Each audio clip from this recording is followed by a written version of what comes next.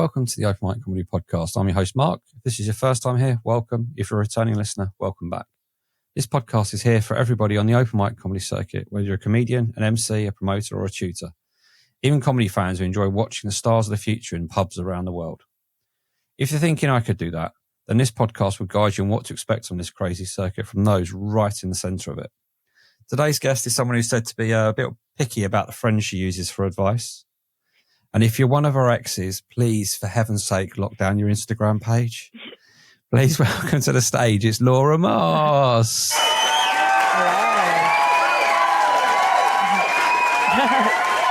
How are you? I'm good. I was going to say that's the most applause I've ever got. Love it. Thank you. I'm sure that's not true. Yeah, I'm good. How are you? I'm good, thank you. I'm good. I guess the first question I always ask the guests is, how and why did you get into this? Oh, I mean, I think I've always been a huge attention seeker, like from a really young age. Like I've always just loved being on the stage. I was acting since I was a little kid. And it was just, I think there's quite a lot of people that do that. I've met quite a lot of like actors turned comedians or people who still sort of do both and whatever. But I think it's quite a natural transition. Like I went to uni being like, okay, I didn't go to drama school, didn't get in, but I went to a uni that did a lot of acting. And so I was like, okay, I'm going to not really do my degree, just pretend and do loads of acting, like in plays and stuff. No, honestly, I was like sociology as a side mission, respectfully. Like I don't, you know what I mean? I want to move out of home and get pissed, but I don't really want to do it. But I was like, all right, cool, let's go. Plays. I think for about 2 terms, I was like really doing up acting. I just kept getting typecast as like the sassy best friend who's a bit of a slag, but it's funny. And I just like literally every single play, like even somehow in Shakespeare, I was that role.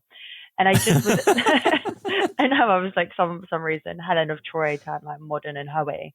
But I was just like, I don't know, I just felt a bit like, wasn't really in my control. It wasn't super like validating. It wasn't super like, what's the word? Like challenging, empowering kind of thing. Yeah.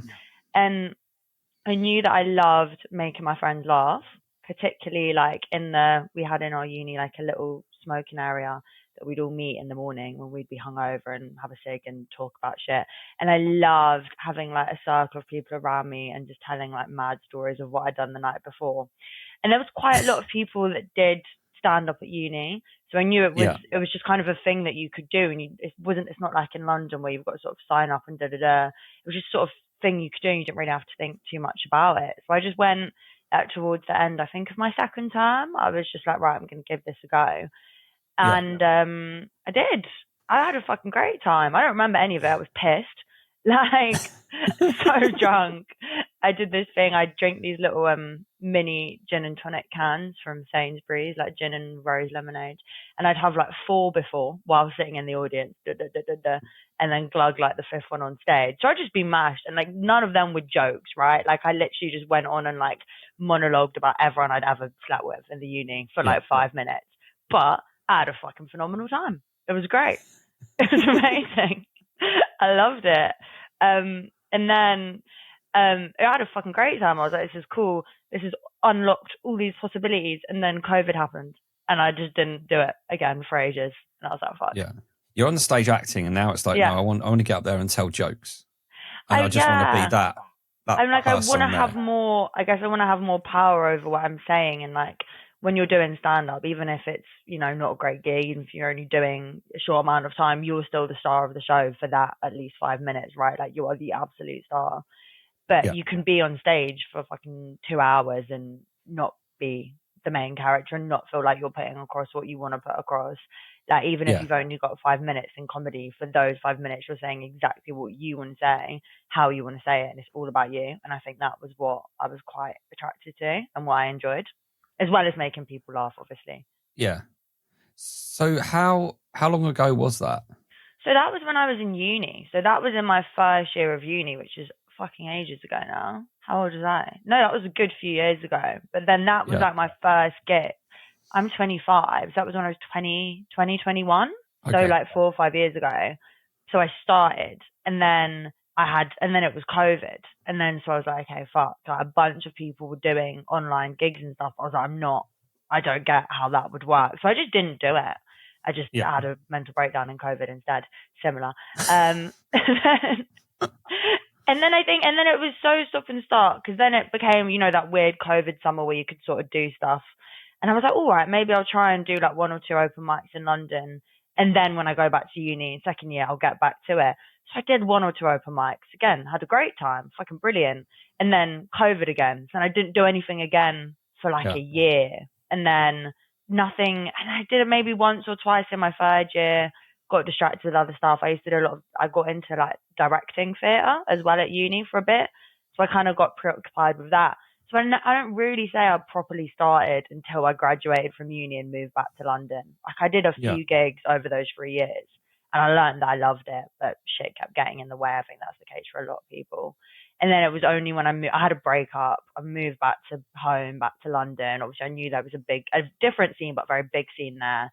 And I was like, right, I'm going to do this and commit and try and go, at least once a week or more, and actually like have a proper go. And like, this is going to be my thing that I do when I move back to London. So that's when I really count starting, but I definitely got my taste for it at uni. Okay. So how many gigs have you done now? I want to say like 170 or 180. Wow. Because that's quite deceiving from your Instagram. What do you mean? Because there's not many comedy clips. Yeah, there's not much. There's not much in terms of like I'm doing this, I'm doing that, and I'm here, and lots of clips. It's all very subtle. Well, I don't know. I think I find it. I used to be really weird about filming my sets, which is fucking dumb because you really need to. But like for me, comedy is so weird. Like getting on stage doesn't massively make me nervous. Obviously, if it's big gigs, sometimes it does, and certain times, whatever. But like, not massively nervous about being on a stage chatting shit in front of people. But like the concept that like I think I'm good is I find embarrassing. Does that make sense? So like the idea that like I might think I've got something decent. So like for ages, I just didn't want to film my sets because I'd be like, well, if I get my tripod out, all the other comedians are going to think I'm good enough. I think that I'm good enough to film. So like I didn't want to do it, which is so insane. And like, even now, sometimes I still have to be like, just do it, just film your set. Like no one's going to make it think that you think you're sick. Like it's just to learn. Or even if you do think you're good, like you might be.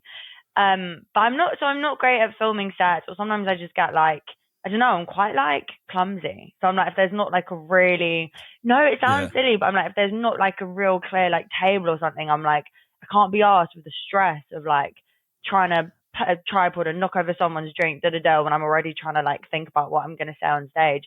So I'm just not very good at it. And it's always one of those ones where like the best sets I do are always the ones where I'm like, oh, this isn't going to be worth filming. This is just going to be some shit and it's not going to go great. So I don't have as much material as I'd like. And I think I also get stuck in that thing where like, I don't know, I've been advised by a couple of comedians that it's not great to post jokes that you are still doing online. And like, because I haven't done much MCing or like crowd work type stuff, like I don't have much stuff that I'm not currently doing that I like. And I'm very cutthroat with myself as well. So like any jokes that I'm no longer doing, it's because I'm like, that shit. Probably just me being really like precious and weird. But like anything that I no longer do, that I'd be like, oh, that's okay to post. I'm like, well, no, I hate it and it's disgusting and I don't want it affiliated to my name. Which, I don't know, I probably need to fix something in my brain about all of those things that I've just told you. But that's kind of why. Yeah, I do understand. There is a thing about burning material as well, isn't there, in the comedy game, in that, like you say, if you're doing the jokes you're doing on stage at the moment, do you want to post them out there? But then sometimes that's like my best stuff, yeah, and you I guess in our heads we may think we're ruining it for the audience, but then you realize that 90% of the audience that they're not coming back for me. Like they don't know who you are in reality, do they? No. But you're thinking, oh no, but they may have heard that joke before and it won't have the impact. I definitely just don't have a returning audience at this point. I'm definitely worrying about things like way out of my station. Good to be ambitious though. No, completely. I always think it's you kind of start as you mean to go on as such. If you start thinking I've got this stuff has legs, then don't put it out there, because you want I think the internet can be such a cruel place as well. Mm. That Yeah, I'm getting if you're cyberbullied on TikTok, left, front, and center. I love it though. It's funny. if somebody comes along and says your jokes, they don't like your joke, does that mean that you, in your head, you then go, okay, that somebody X didn't like it, so I need to stop doing that one, but rather than I'm going to refine it, I'm going to make it better, and actually ignore that person because there's another 5 people. It's the whole case, isn't it? It's like subjective, if 100 people like your stuff, but one person doesn't, it's that one person's opinion that sticks out. Or that you make eye contact with in the audience. Always, I can have like a whole room laughing or like majority of room laughing. I'll just see like one moody little fucker and I'll be like, I want them to smile. And they never fucking do. Like they know, they sense the weakness. They sense my like beg friending of their humour. And they don't want to give it to me. And I'll be thinking about them all night when I go home as well on the bus. I can't get them out of my head. Yeah, no, I've had it many times where you're just doing your bit on the front row and there's one stony faced person who you could be Sarah Millican or Russell Howard, and they just wouldn't laugh at you. Yeah, they just don't want to laugh. Yeah, but then you've got other people around you that are, they're laughing at your jokes or they're being receptive to what you're saying, and then you still focus on that one person. 100%. But I feel like that's just such like a comedian way of being. Like I don't know, like very like self-critical and hyper-focusing and like not quite being able to let yourself enjoy the good parts, always being like, well, what went wrong? What can I do better? Yes. I think that ties back into the like hating any material that I no longer do. Do you know what I mean? I'm like, well, that was me 2 months ago. She was a fucking idiot. Like, but it does. I don't know. I think that it does. Like, I don't know. I think stuff moves so fast in comedy, and I think that I feel so different in my life generally, but also in comedy. Like every few months, I'm like, oh, fucking hell, that was ages ago. Like, I felt like I had a completely different attitude and way of doing it and stuff. So like, generally, material does feel different. It doesn't like jokes that I don't really tell anymore don't really feel, I guess, relatable to me anymore. So maybe that's why as well. Okay. Just thinking about it. It's an interesting dilemma because I've often thought about with you being a lot younger than myself, is that your experiences, your life experiences are happening as you go along. Whereas for somebody like myself, it's kind of pulling into the archives of what's happened in the past that's funny that I start building off of, rather than, okay, something funny that happens in a week, yes, you can use, but I start curating sets about the stuff that's happened in the past rather than the stuff that's happening around me now. Yeah. Whereas mine is like constantly changing and like it's so weird. Yeah, like something that felt like, I don't know, something that felt so like relevant and important and something a few months ago was like, I'm nothing to do that anymore. Which is like, I think both like a positive thing and a negative thing, because it means I find it harder to be like tied to material, but it's fun and silly and there's always things to talk about. So when you say you don't film much, do you actually have a plan when it comes to filming? Is it a case of this room looks okay, I'll chuck a camera up, or is it a case of I just can't be bothered? I'm much better at filming now, and like the can't be bothered is more to do with like the clumsiness and if I've got time before and stuff. Like I'm much better at filming these days, but I'd say I film, I don't know, maybe like half the time, which is probably not enough. I should just film all the time. But I'd say I probably film about half the time. Okay. So what's your best and worst moments on stage? One of my moments, I was thinking about this before. I did a gig a few months ago, and it was like an out of London gig, and like I'd never really done one like that, where it was in like a rugby club or something in like a small town, and it was like, very different to the sort of like drunk London women I'm used to performing to. Yeah. And so I was trying to like think, because I knew it was going to be one of them kind of ones where like people go with their families kind of thing, and it's like different generations and older people and stuff, and so I was maybe not talking about having a face full of vagina for this gig, let's do something else. Possibly. So I was kind of trying to go through all my old jokes and finding things that were like vaguely family friendly, or at least not like horrific to hear sat next to your nan. And so I was going through kind of old stuff. So it wasn't my favorite 10. It was just the 10 that I thought I would get the least hate for, which doesn't really make for a great set, but I was just sort of panicking. I wasn't sure. And I did the set. like it wasn't like a tumbleweed, but it was just like they were a interesting room anyway, but it just wasn't great. It didn't feel great. I wasn't having a great time. They weren't having a great time. I was great for it to be done. I was grateful for it to be done.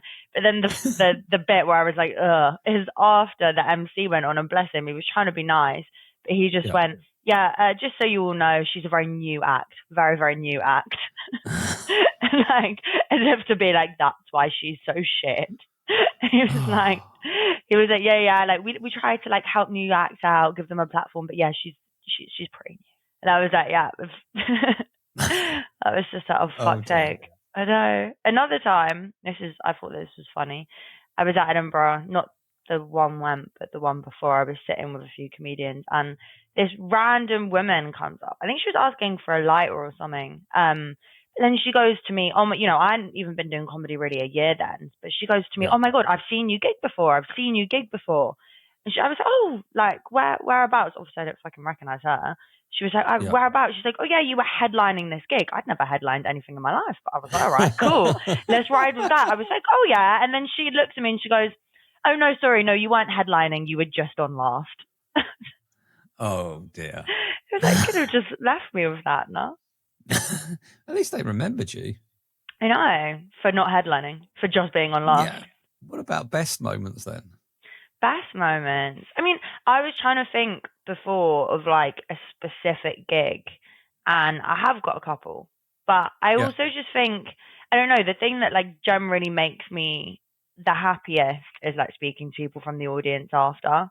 Like being up there and performing is so much fun. It's such an adrenaline. But the thing that's going to sound so wet, but like warms my heart a bit, is like when people come up to me from the audience and like literally take the time to want to have a chat. And my favorite thing that happens, and it happens to me quite a lot with the kind of material I do, drunk women come up with their boyfriends in tow, and the drunk women are so happy. They're like, oh my God, babe, you were so relatable. You were so relatable. That was amazing. Like, that really got me. And the boyfriend fucking hated all my shit, but to please his girlfriend, he has to go like, yeah, that was really great, thank you. And it's literally like someone's like pulling his teeth or like controlling him like a puppet as he says it. He's like, yeah, thank you so much, that was great. And he has to take this now empowered woman home and, you know, deal with her all night. And I think that's probably my favorite thing, because I find it really funny. So have you had any, you mentioned earlier about gigging outside of London, have you done that much, or is it I'm probably like mostly in London, but I've done a couple times. I think I'm doing again next week, Mates Rates Comedy in Oxford, which is fun, which is a good gig, and which is nearby. I haven't ventured up north yet, which I'd really like to. I've like, from what I've seen, it's got a really good scene, but I've just done like a bit of Oxford, a bit of Brighton, a bit of that small town that I gigged in that time. How have you found the difference between in London and out of London then? I think that you definitely get bigger audiences out of London, like usually. And how I've kind of realized that is because I feel like in London there's so much going on. There's so many comedy nights. There's so much everything else. Like, there's so much competition for audience. Whereas in like a town or smaller city, it's like that might just be the one thing that's happening in the town on a Wednesday. So everyone's going to go. And I think that's fucking cool. And I think it's cool that they're not even all necessarily like comedy crowds. They're just people that like want to go out and do something. And so like by virtue of that, they're harder rooms because they are mixed demographics and like ages and stuff. Like, for example, like Mates Rates in Oxford, like will literally be like half like people and, you know, older people that live in the town or whatever, and half sort of like wanky students. And it's completely split room, and like even they'll sit split. Do you know what I mean? Like the students will sit there, the kind of older people out in a town will sit there. And I remember the first time I gigged there, obviously all my material got the younger people, not really the older people. And the guy who was on after me got all the older people, not the younger people. And he said to me after, he's like, well, together we both got a full room of laughter. And I was like, yeah, amazing, combined. Yeah. So I think it's definitely that. I think more mixed audiences can be harder to please them all at the same time, you know? Yeah. I do wonder though, sometimes when you're outside of London, because you've got that captive audience, it's a mixture of audience, but it's also an audience that wants to be there. 100%. They're focused 100%. On big, because they've made that, like you say, they've made that effort to go to that place rather than maybe just walking past a local pub and going, or getting collared by a promoter whilst having a quiet drink and saying, do you want to come down and watch comedy? Yeah. And then they're not invested. Yeah, that's true. If you've gone out, bought a ticket, driven, maybe got a train, whatever, you're like, okay, I'm going to try and have fun.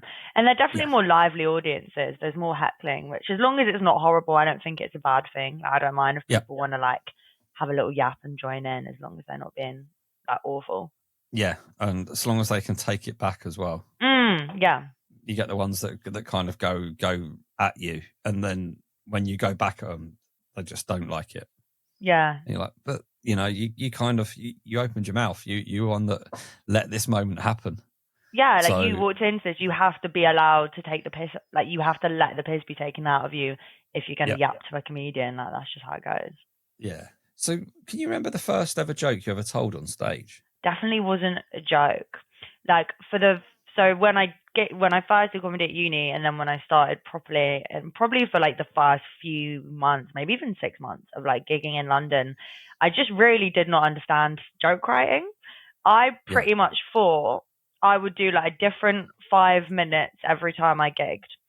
And I thought, because I'm just dumb and I don't ask questions, I just always assume that I'm right, even if my opinions are clearly wrong, and I don't ask people shit enough. But like I thought, because you see when you watch like famous comedians, and they're like, oh, this happened the other day, and it didn't really. But I just kind of thought what they must be doing is just like giving, what had happened in their week or what had happened in their day, like genuinely just picking up like funny things that happened in that week. So I did like office temping when I first moved back to London. And so I would like book myself a little meeting room and sit and just write like all the funny things that had happened that week and literally do a different 5 minutes every time I gigged. So like there would be some funny things in there, but they were by no means jokes. Like there was no like setup, premise, punchline, any of that. It was literally just like a yap. I thought I was on a podcast basically, and I could yap on stage about my week basically. So yeah, it was very, very unstructured. So probably, and then I'd kind of theme it to whatever was.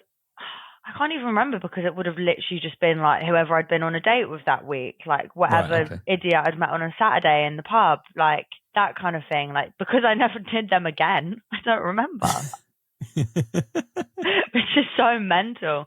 And then it was only really, probably like 5 or 6 months in, maybe a bit less. And like speaking to people, and they were like, like this is my type 5. And I was like, oh, what? You meant to have a type 5? Like, you're not meant to just like talk about a different topic every time you go on stage. Have you guys not seen what professional comedians do?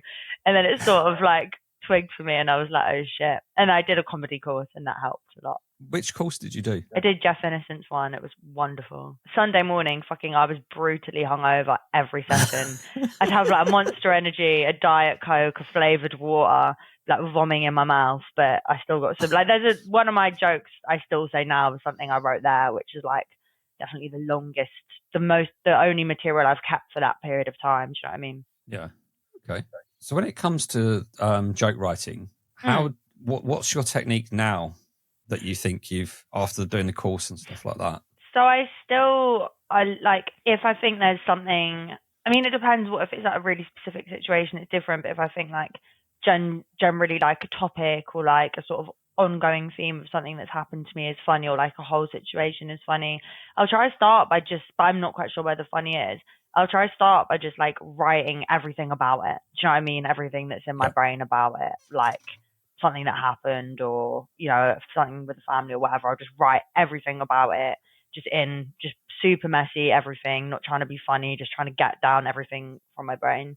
And then I'll go back and look and try and like find the funny, like physically with a highlighter sometimes. Yeah. And then I guess depending what I find, like, 'cause isn't it like sometimes you find something that's like a punchline and then you've got to work backwards, or sometimes you find like a funny premise and then you've got to work to find the punchlines, and sometimes you find all of it, which is lovely.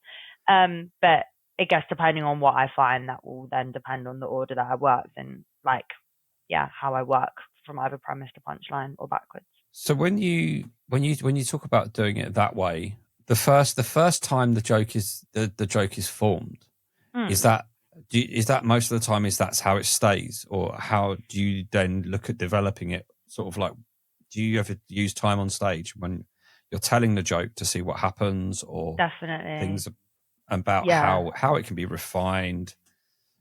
But definitely, I mean, to be honest, I feel like as time goes on, I've been less sort of like prescriptive with notes and stuff. Like I've been more kind of like, I know what the funny is, or like where I want to get to, or like what points I want to hit, or like what I think is funny about it. But I'll try and kind of, I don't know, not have it all so laid out. Like obviously, like when I first started writing, it would literally be like a script. Like I briefly like wrote articles, kind of comedy articles for this feminist company, and my comedy would kind of take the same form of articles in a weird way, like a script. I don't do that now. It's more just like, this is a funny bit, this is a funny bit, this is a funny bit. I think this bit might be the funniest bit, so let's put it last, but who knows? And then sort of try and work it out on stage more. And like, you know, like often they'll think that random bit in the middle that I just thought was like a little teaser joke to carry us to the punchline sort of thing was their favorite bit, and it's like, fucking hell, thanks guys. You start using all those little new bits and applying little them tags in and stuff, things that you didn't think were really going to be anything is their favorite thing, but then that's why it's so good to be able to test it out on stage. Yeah. So do you ever get to the point where you think you know your set well enough that you can duck in and out? I don't know if you ever had this in the early days when you do it. So I guess this comes with confidence, is that if you don't quite know your stuff and you get thrown off by something that happens in the audience or whatever, there's a little bit of back and forth, and then it comes back to you. You can tell the novice when the first thing they say is, "Where was I again?" You know, rather than just falling straight back into it. Honestly, I think it depends on day for me, and also depending on how distracting the thing in which has happened. Like, I'm definitely not slick enough that, like, you know, anything could happen. I would still exactly remember where I am. Like, not at all. Yeah. But I think, I don't know. It kind of just depends what's happened in the room, or like, honestly, how sleepy I am. Like, sometimes I can, sometimes I'm really in the moment, but sometimes I'm like fucking come straight from work, had a pint trying to energize me. It hasn't quite worked. I've gone the sleepy route, and I'll be like, right, where are we at?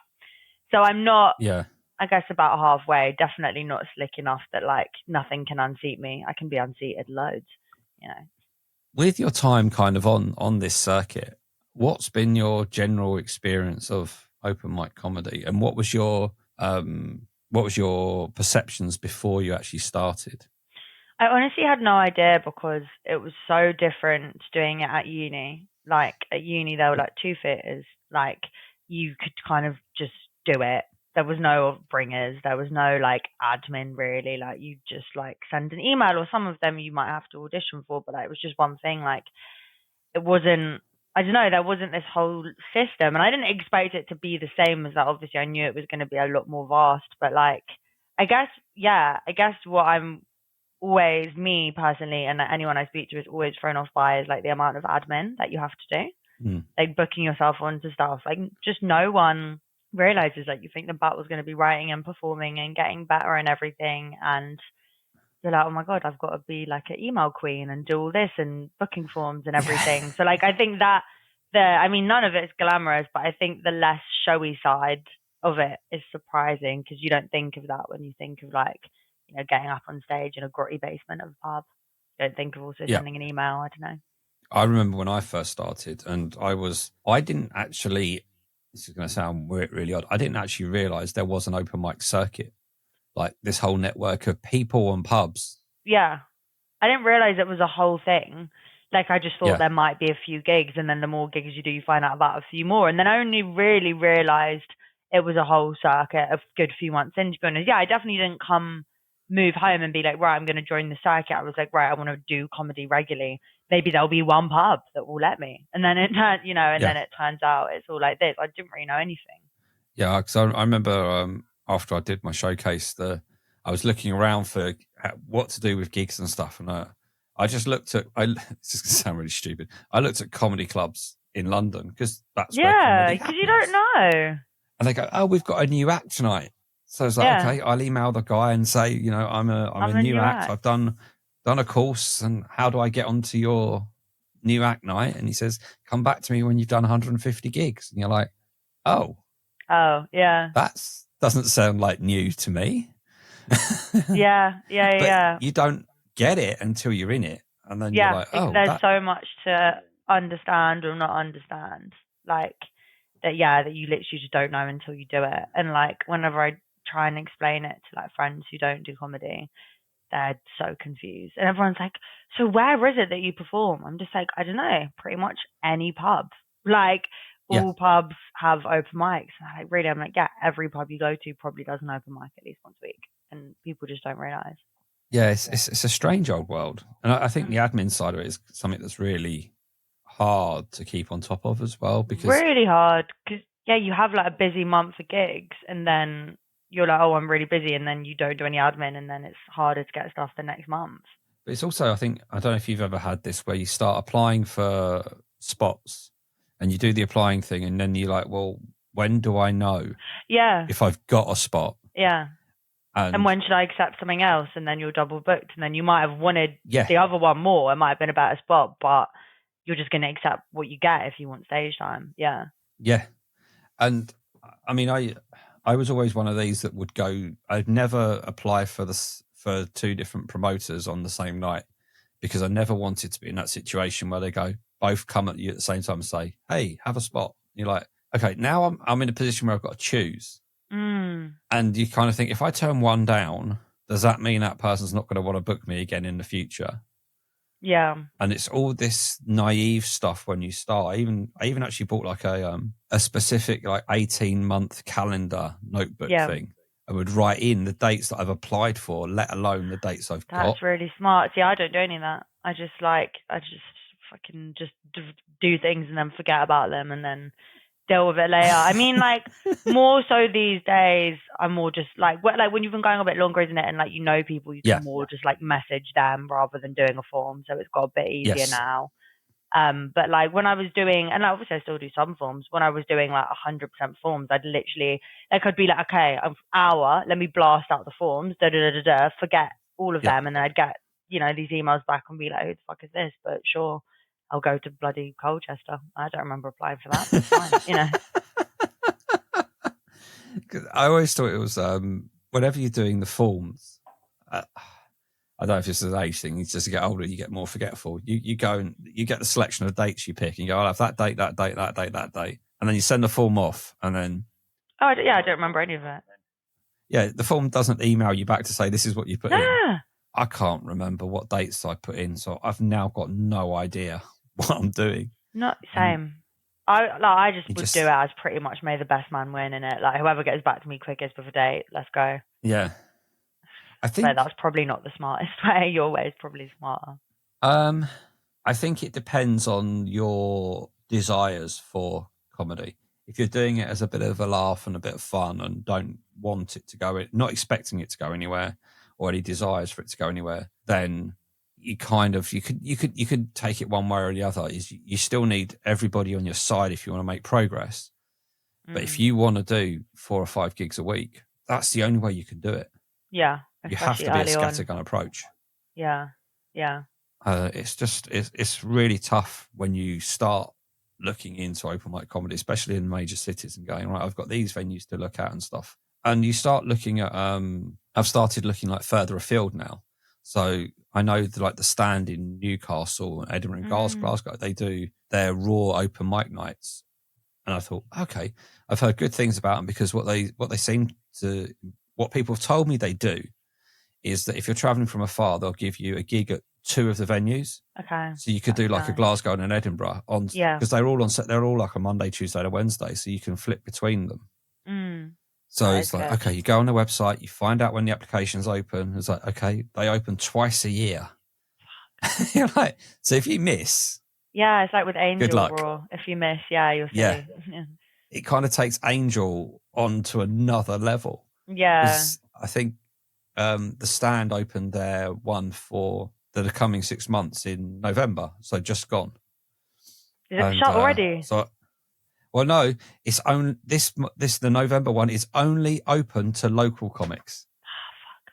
So it's like if you want the UK ones, you've got to wait till June. Some good intel. I hadn't heard of this one. I was like, all right. Yeah. Okay, UK comics June. Yeah. All right. Cool. Yeah, and it's crazy. That's what I use my diary for. The one that maybe I'll acquire by June. it's so difficult to keep on top of everything. Yeah, and just being able to promote yourself to a point where people will see you, especially if you're very new. I think sometimes you do need to get those clips out for people to be able to see you. I need to get real better at social media. I've put focus into TikTok, which has started doing a bit better, but then that's different. I'm not putting stand-up clips on there. I'm doing just like funny little yapping videos of me, which I'm enjoying doing and are fun and are comedy related. But then I'm doing that, and then I'm like, fuck, I've let the Instagram slip. And I've also just got a full-time day job. Do you know what I mean? Like, Yeah. it's mad, but I do need to step that up. You're so right. Because I'm not really gigging much this month either. Because I'm also trying to write a script. So I'm like, Okay. I've took this month out to focus on writing this comedy drama script, and then I'm going to get back to gigging in December. So I don't have many recent clips either. So I'm trying to just juggle a lot of different comedy related things. I don't know how well it's all going, but we'll see. So what's the comedy script then? So is this an ambition for becoming a writer for TV kind of thing? Yeah, I've always wanted to write scripts. Kind of around the same time I started comedy, I was like, I'd also love to write something longer form, like a script. And it just didn't happen because I got busy with comedy and job in London and everything. And then a few months ago, I was like, yeah, fuck it. I'm going to start. And I've started and I've written a pilot and now I'm just editing it and stuff. I sent to a mate who works at a production company and she was like, I love it, but there's 40 things wrong with it. Sort it out. So that's what I'm doing this month. But you've got that help, so... yeah, I'm very lucky. Very lucky.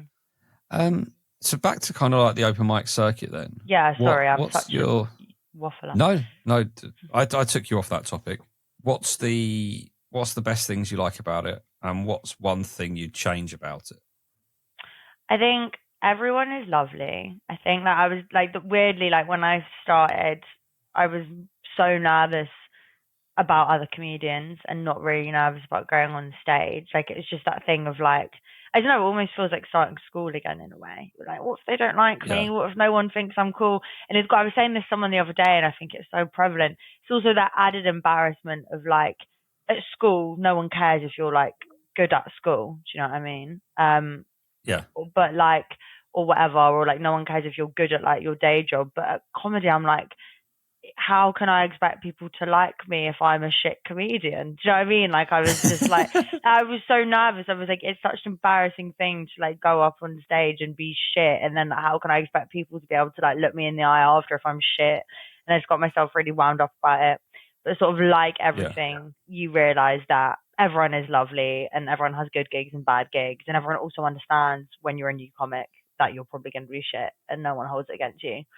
And yeah, people are just genuinely really sweet and welcoming. And like, I feel like there's a genuine want. Obviously, it's competitive in ways, but I feel like there's a genuine desire for like everyone to succeed and like that everyone kind of wants to help each other and there's room for everyone, which is really nice and that you don't necessarily see in other creative industries. I also love that you just like what I always say about it is like good gig or bad gig. If you've had to travel far, if it's been shit, like you learn so much in real time on the night every time. Like you've always got something to take away from a gig. And I don't think there's many other things in life where like however bad it or good it goes, you're always learning as much as you do in comedy. And I think that's amazing. Yeah. There's not many places you learn on the job. Yeah. Instantly. And like you never ever feel like you've wasted your time. Even if you're like, that was a shit gig, I'd not do that again. Okay, you know that now. And why was it a shit gig? Because the audience was shit. How can you make yourself good even to a shit audience? You know what I mean? There's always a lesson there. Hey, sorry for the interruption. Duncan Hart here from episode 37. If you're enjoying this podcast, give it a like, a 5-star rating, and a follow on whatever app you're using right now. Marc will be forever grateful. Now, back to this cracking episode. Yeah. So, are there any things you would change about the circuit that you not a fan of? I think, I don't know, I guess it kind of ties back to what we were saying before, and maybe that just is me being silly and maybe other people found it easier, like when they started. But I don't know, like, I don't even know how you'd implement this, but maybe just some sort of like guideline somewhere. Like, I don't know, it sounds so schooly, but like, this is what the circuit is, this is what a bring it is, this is what you have to do, this is why you need it.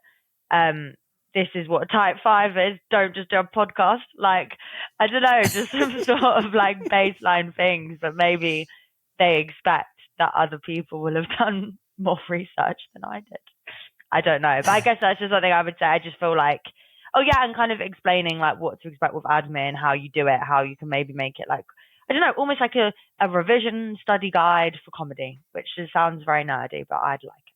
Well, you might inadvertently be episode 49 of that revision guide, because that's what this is kind of turning into. Yeah, I think so. I mean, you should, yeah, I agree. I mean, I like it. This is kind of one of the reasons why this thing exists, really, is because when I started, I didn't know any of this information. And the way I would look for information is always podcast was always number one look. Yeah. Number two was always YouTube videos. And the only stuff that was out there for podcasts and YouTube videos was for professionals. And you're kind of like, well, that's not me, is it? That's not realistic. How do I get there? That's the thing. How do you bridge the gap? Yeah. They're talking about, even if they talk about the open mic circuit, they're talking about an open mic circuit that they were on 15 years ago. That's probably massively changed. Completely different. You know, the sheer amount of people out there giving this a go, it's enormous. Because you look around London and see how many open mic nights there are actually around London on any given weekday, and then you look at how many acts are on each one. You're kind of like, that's a lot of people just giving it a go.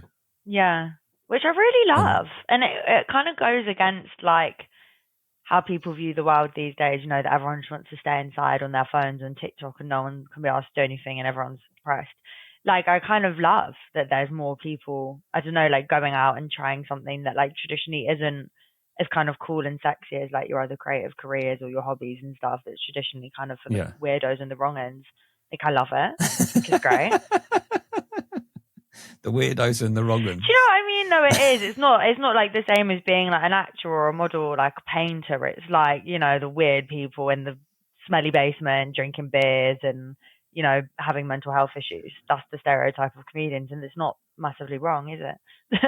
I mean, you've probably just created the actual title for this episode as well. Amazing. Stunning. We'll see. But I like that, actually. That was quite good. I like that. Accurate. There's very few people on the circuit that are the same. There's, you know, you go onto onto a night and you end up seeing character acts. You see magicians, you see straight stand-up. And I love that shit as well, because that's so not me, like that alternative comedy shit, and I love it. Like, I'm so in awe of people. Like, I wouldn't have the first clue how to do it, but it's so exciting. I love when there's alternative acts on the bill. Yeah, I think the alternative acts are they're always the most interesting ones, and they're the ones that.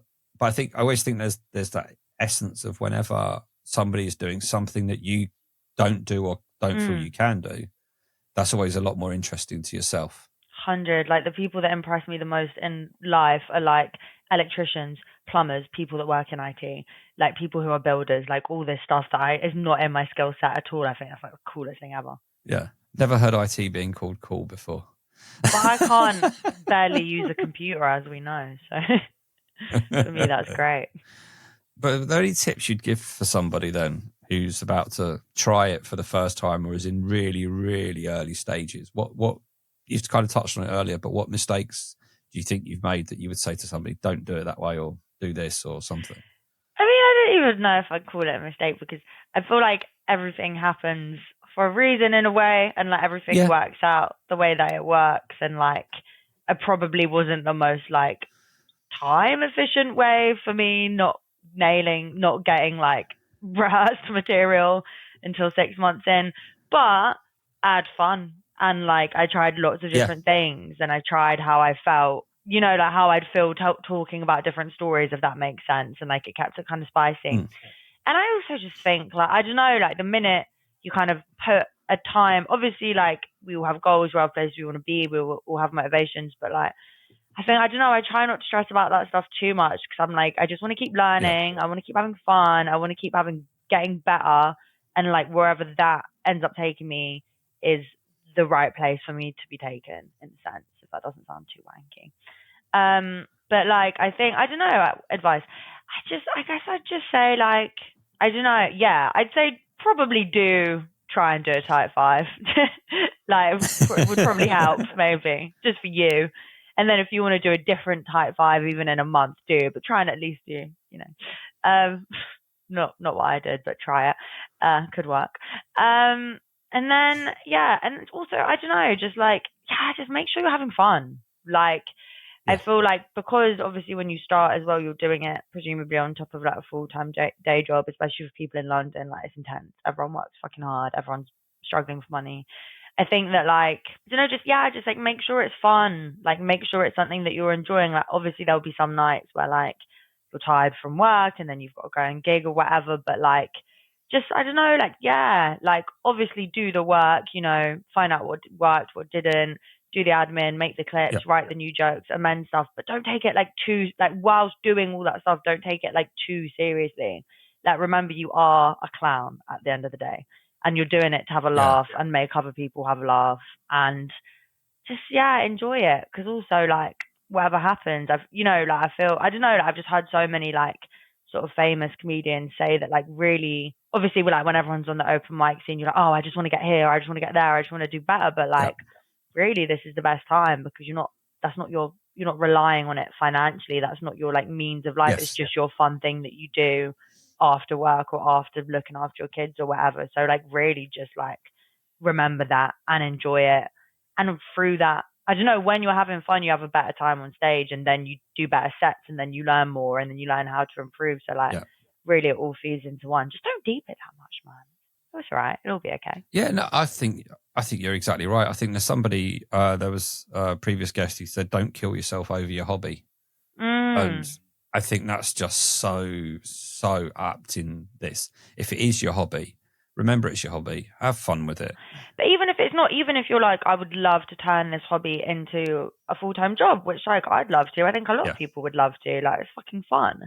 But like, it's not, I don't know. Like, I feel like obviously, it's good to have a bit of a plan, but like, it's not, I don't know, if you're not having fun, like, it shows. And if you're taking it too seriously, like, it shows, and then you don't do as well. So it's a really fine balance. And like, again, like, just listening to podcasts and stuff of like famous comedians or of that older generation, they're like, well, none of us had this fucking game plan.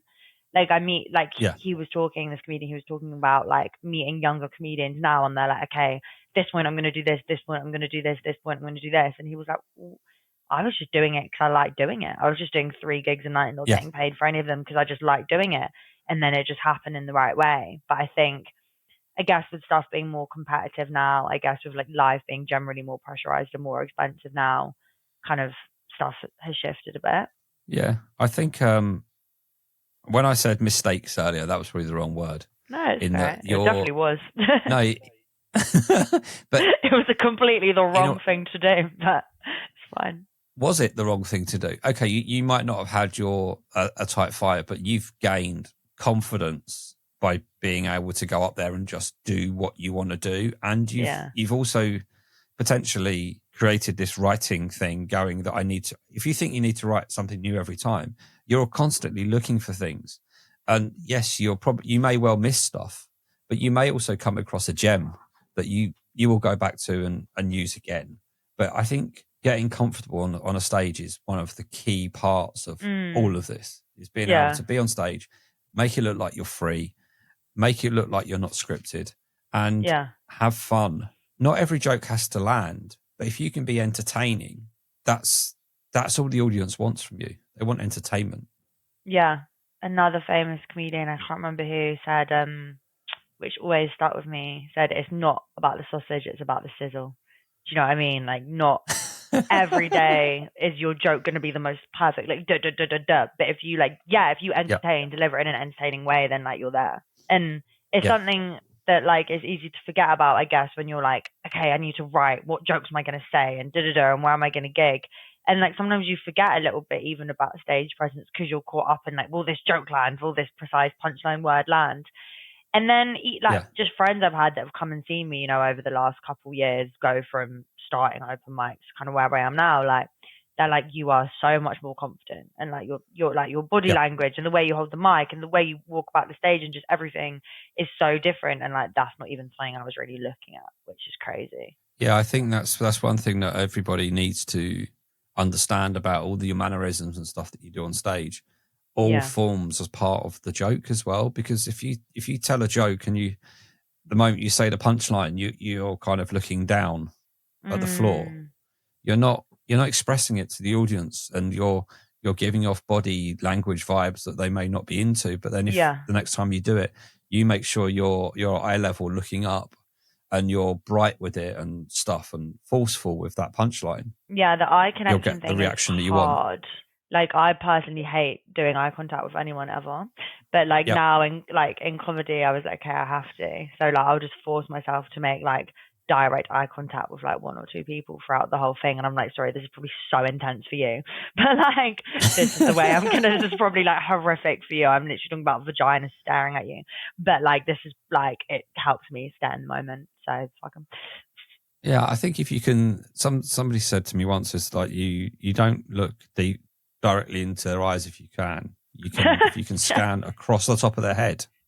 Okay, you're still giving the impression of you're looking at them, but you're not actually looking at them, so you haven't got that distraction. Yeah, so kind probably of better, probably less way. weird from me, maybe. But sometimes creating awkwardness becomes funny. That's my whole life. For everyone. Hopefully it's funny, because that's what I'd be doing.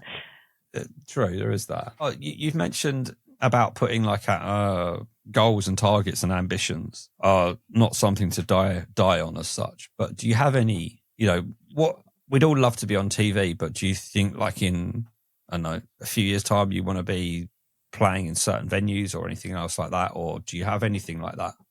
And along like with you mentioned with the script writing and stuff. I mean, for me, I like having a few different things going. So I like doing stand-up. I like writing this script. The script is also something I'd want to be in. So I guess that would be a sort of little bit of a return to acting, very much in a comedy capacity. But it's like, there's that. I also like making TikToks, man. I like just talking shit. I don't think that's going to go anywhere, but it's a fucking laugh.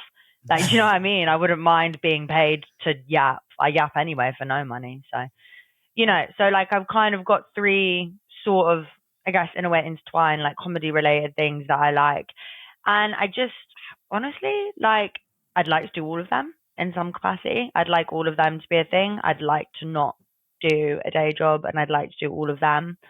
I don't know that there's like, I'd obviously be overjoyed if even I got to do one of them full time, because I know how hard it is. But ideally, I'd do a bit of everything. I really enjoy a bit of everything. And I think it puts less stress on one thing. Like, I don't know, for instance, like this month I've already been working on the script. I'm like, I feel like comedy ideas, like stand-up ideas, are coming more freely to me, even though I'm not gigging, because I haven't got that pressure of like, okay, I've got to go out, I've got to perform. Like, am I going to do a new joke tonight? Should I think of a new joke? Where I'm just like, my head's sort of in the script, and I'm at home more evenings, like more ideas for jokes are just coming into my head. So I think like, I don't know, I think for me, because I can overanalyze and stress if I put, I guess, not to sound Love Island, but all my eggs in one basket, like, then I do better where I've got a few kind of different outlets. So I think for me, I'd just love to be, I'd love the script to be on telly. I would, like, I'm going to send it to people and hope they open the email.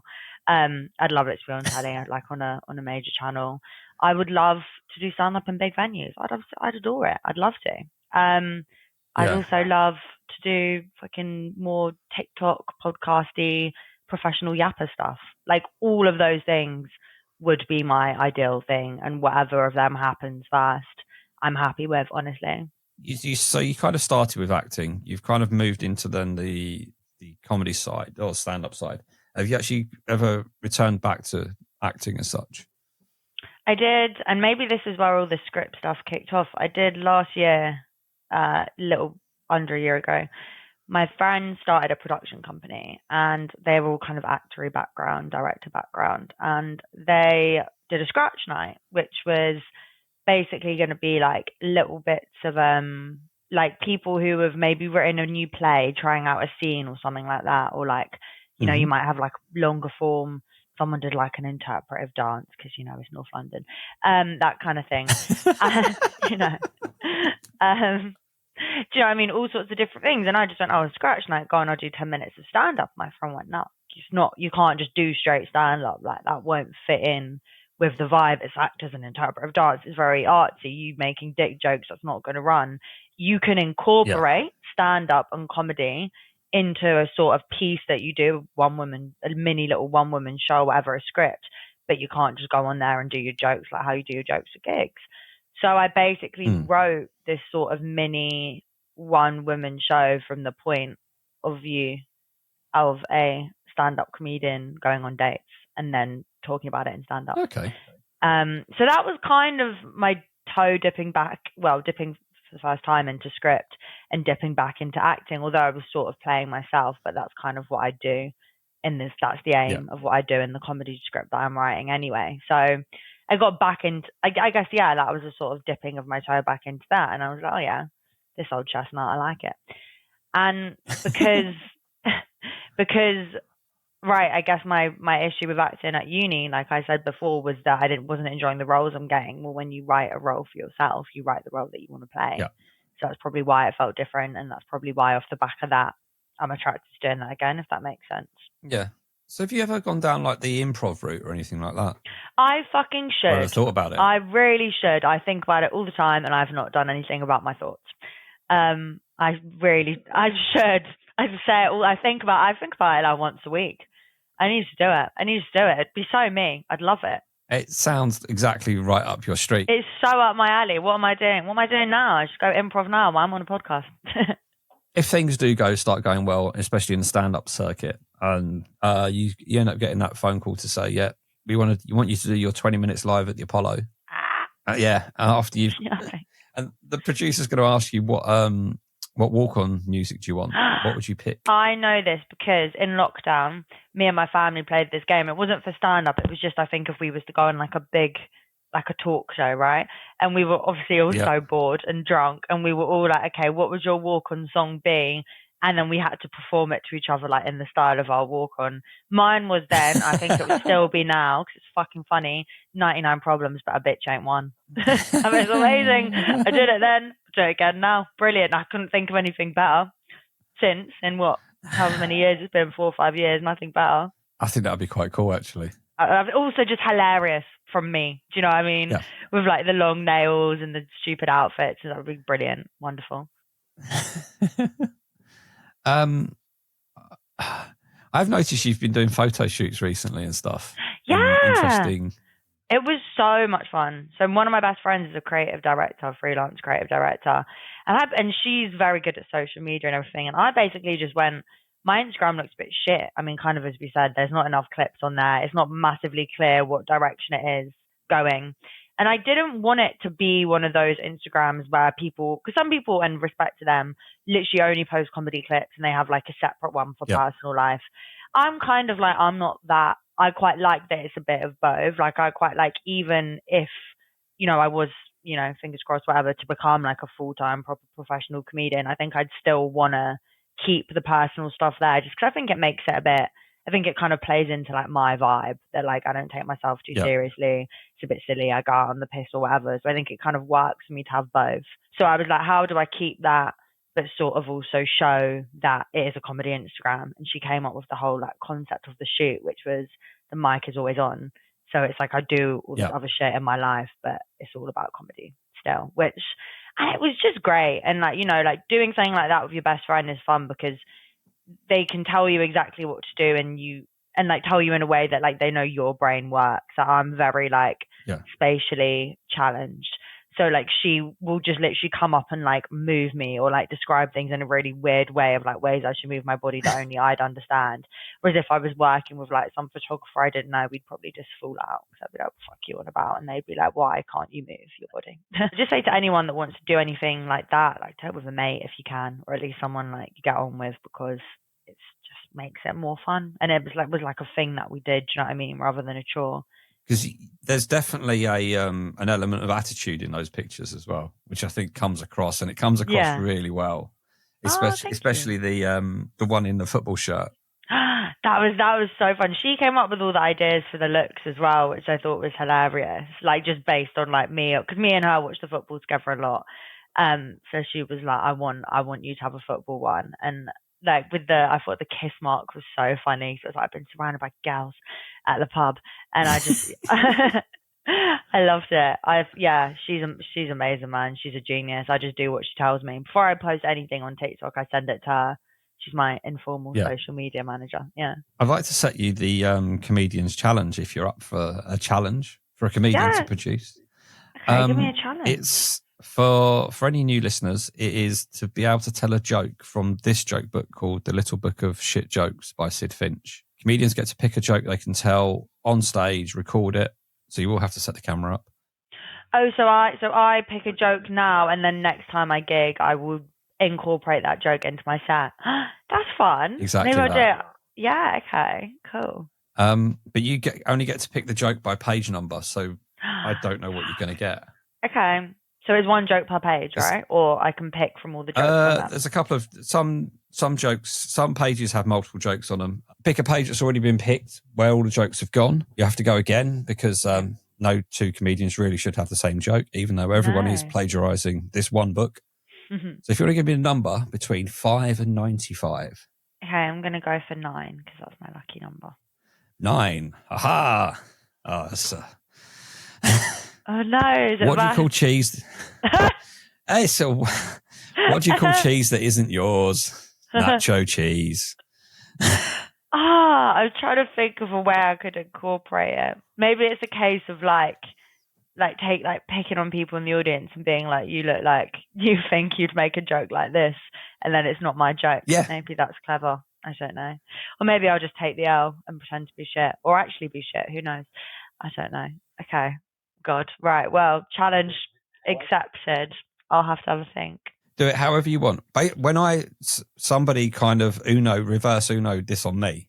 Yeah. On a podcast recording. So I did it.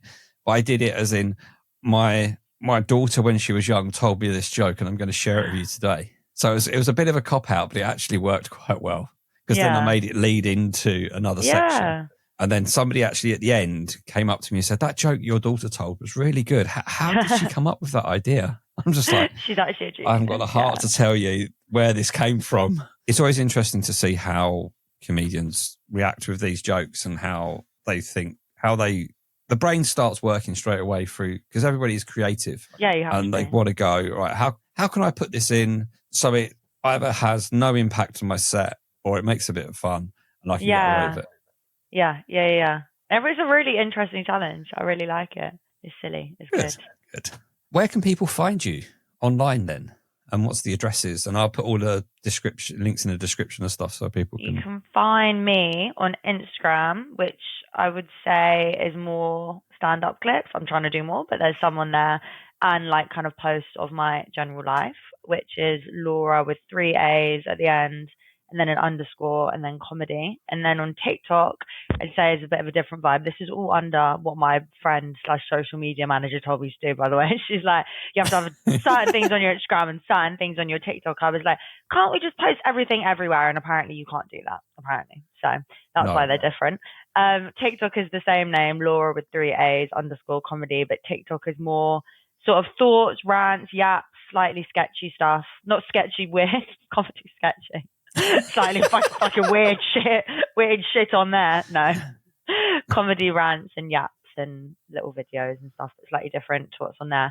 So it depends what you enjoy. Maybe you wouldn't like any of it. I don't know. But yeah. Okay. And you can find us on Instagram at Open Mic Comedy Pod. We've got a website, openmiccomedypod.com. Whichever platform you're listening to this on, please give it a nice little follow, like, subscribe, rating, etc., etc.